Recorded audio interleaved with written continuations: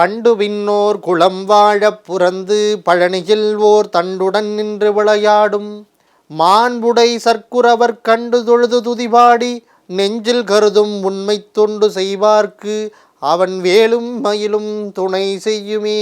முருகா முருகா முருகா.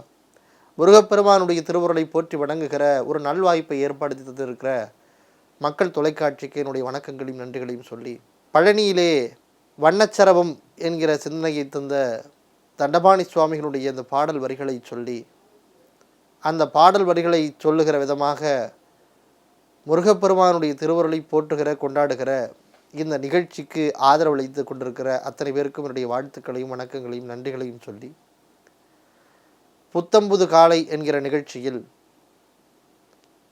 கந்தன் கவசம் என்கிற பகுதியில் உங்களை எல்லாம் சந்திப்பதில் மற்றற்ற மகிழ்ச்சி அடைகிறேன். பேராசை என்பது எவ்வளவு கொடிய ஒன்று என்பதை நாம் புரிந்து கொள்ள வேண்டும். பேராசையில் கலங்குவது நியாயமா முருகா என்கிற தலைப்பிலே அருணகிரிநாத பெருமான் கந்தர் அனுபூதியிலே ஒரு பாடலை பாடியிருக்கிறார். அந்த பாடல் இது. பேராசை எனும் பிடியில் பிணிபட்டு ஓரா வினையேன் உழலத்தகுமோ வீரா முதுசூர் படவேல் எரியும் சூரா சுரலோகத் துரந்தரணி. ரொம்ப அற்புதமான ஒரு பாடல் இந்த பாடல். அதாவது ஒரு மனிதனுடைய ஆசை என்பது ஒரு கட்டத்தில் முடியணும். பக்தியினுடைய நோக்கமே வீடு பேர் தான். வீடு பேருனா என்ன? இந்த வாழ்க்கையில் வாழ்ந்த வாழ்க்கை போதும், இதிலே நாம் அனுபவித்த துன்பங்கள் போதும், அடுத்த பிறவி என்று நமக்கு ஒன்றும் வேண்டாம் என்று நினைப்பது முக்தி நிலை. அதற்கு வீடு பேறு என்பது பெயர். ஆனால் மனிதர்கள் தன்னுடைய ஆசை தீராமல் அடுத்த பிறவி அடுத்த பிறவி அடுத்த பிறவி என்று ஒரு பிறவியிலே அவன் ஆசையை தீர்ப்பதற்காக அடுத்த பிறவி எடுத்து, அடுத்த பிறவியில் அவனுடைய ஆசை தீரவில்லை என்று அதற்கு அடுத்த பிறவி எடுத்து, இப்படி மாறி மாறி மாறி பிறந்து பிறந்து பிறந்து இறந்து அவனுடைய ஆசை நிராசையாகவே ஒவ்வொரு பிறவியிலையும் அவனுடைய ஆசை முடியாமலேயே அடுத்தடுத்த பிறவி எடுத்து மனித வாழ்க்கையிலே உழண்டு கொண்டிருக்கிறான். அதை அருணகிரிநாதர் குறிப்பிடுகிறார். எனக்கு அடுத்த பிறவி என்று ஒன்று வேண்டாம், எனக்கு இந்த பிறவி மட்டுமே போதும், எனக்கு முக்தியை கொடு முருகா என்று முருகப்பெருமானத்திலே கேட்கிறார். நான் இப்படி போன பிறவியில் ஆசைப்பட்டு திரும்ப அடுத்த பிறவி எடுக்கிறேன், அடுத்த பிறவிக்கு இந்த பிறவியில் ஆசைப்பட்டு அடுத்த பிறவி எடுக்கிறேன், இப்படி ஒவ்வொரு பிறவியாக பிறந்து பிறந்து பிறகு இறந்து இறந்து இப்படி ஒரு வாழ்க்கையை வாழ்ந்துட்டு இருக்கிறேனே, இது எனக்கு வேண்டாம், எனக்கு முக்தியை கொடு முருகான்னு சொல்லிட்டு அதற்கு ஒரு உதாரணத்தையும் சொல்கிறார். நீ நினச்சா எனக்கு முக்தியை கொடுக்க முடியும். எப்படின்னா, சூரபத்மன் என்கிற ஒரு அரக்கன் தான். அவன் என்னை விட பேராசையுடையவன். ஆனால் நீ அவன் மேலே கருணைப்பட்டு அவனை எப்படி தெரியுமா மாற்றின? ஒரு பக்கம் சேவர் கொடியாகவும் ஒரு பக்கம் மயிலாகவும் மாற்றி அவனை ஆட்கொண்டே முருகா. ஒரு கெட்டவனாக இருக்கிற சூரபத்மனுக்கே அவனுடைய பழைய கோபத்தையும் பழைய ஆசையும் தடுத்து உன்னுடைய வேளால் அவனுக்கு அருள் புரிஞ்சு அவனுக்கு அடுத்த பிறவி இல்லாத ஒரு நிலையை உருவாக்கி உன்னோடையே வச்சுக்கிட்டே முருகா. என்னையும் அதை போல உன்னுடைய கருணையினாலே அடுத்த பிறவி என்று ஒன்றும் இல்லாமல் ஆக்கி எனக்கு முக்தியை கொடு முருகா என்று கேட்பதைத்தான் இந்த பாடல் நமக்கு சொல்லி காட்டுகிறது.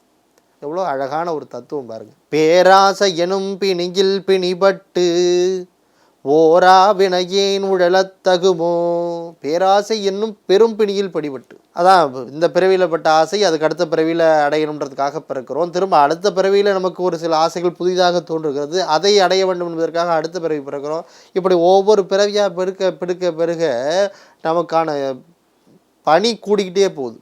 பணியும் பிணியும் சேர்ந்து கூடிக்கொண்டே போகிறது.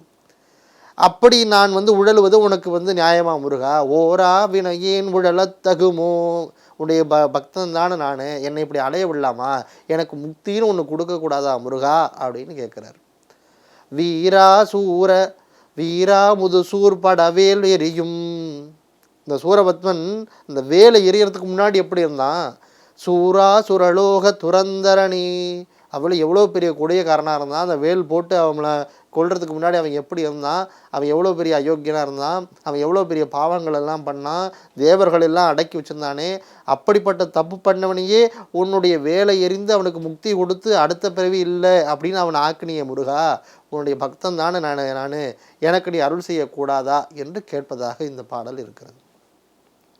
இதை இந்த தலைமுறைக்கு இந்த பாடல்கள்லாம் புரியுமா அப்படின்றது ஒரு பெரிய கேள்விக்குறி தான். ஏன்னா அவன் இந்த பிறவிகள் அப்படிங்கிறதுலேயே நம்பிக்கை இல்லாதவன். அவங்ககிட்ட போயிட்டு போன பிறவியில் நீ பண்ண புண்ணியம் பாவம் தான் இந்த பிறவிக்கு வந்திருக்கு அப்படின்னா அவன் அதையும் கேட்க மாட்டான்.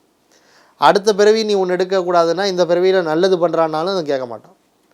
அப்படி இந்த இப்போ இருக்கிற தலைமுறைக்கு இவை என்ன ஏது என்பதெல்லாம் புரியாமலேயே இருந்து கொண்டிருக்கிறார். அவர்களுக்கு புரிய வைக்க வேண்டும் என்பதற்காக இந்த மாதிரியான சிந்தனைகளை கொடுக்க வேண்டும் என்பதற்காக மக்கள் தொலைக்காட்சி இந்த முன்னெடுப்பை எடுத்துக்கொண்டிருக்கிறது என்று சொன்னால் அது உண்மையிலேயே பாராட்டப்பட வேண்டிய ஒன்று. ஆக அந்த அடிப்படையில் இன்றைக்கு பேராசை என்பது இல்லாமல் இருக்கிறதுக்கு அருள் செய்ய வேண்டும் முருகப்பெருமானே, எனக்கு வாழ்க்கை போதும், எனக்கு முக்தியை கொடு என்று கேட்கிற ஒரு பாடலை இன்றைக்கு நாம் சிந்தித்திருக்கிறோம். பேராசை எனும் பிணியில் பிடிபட்டு ஓரா வினையேன் உடலத்தகுமோ வீரா முது சூர்படவேலெறியும் சூரா சுரலோக துரந்தரனே என்று சொல்லுகிற இந்த சிந்தனையை நாம் போற்றி வணங்குவோம். ஆரடன் தடந்தோள் வாழ்க, அறுமுகம் வாழ்க, வெற்பை கூறுசை தனிவேல் வாழ்க, செவ்வேளேறிய மங்கை வாழ்க, கொற்குடம் வாழ்க, ஆனைதன் நனங்கு வாழ்க, மாறிலா வள்ளி வாழ்க, வாழ்க சீர் அடியாரெல்லாம் என்று சொல்லி உங்கள் அத்தனை பேருக்கும் என்னுடைய மனம் மொழி மேகலினாலே நன்றிகளை கூறி விடைபெறுகிறேன். நன்றி, வணக்கம்.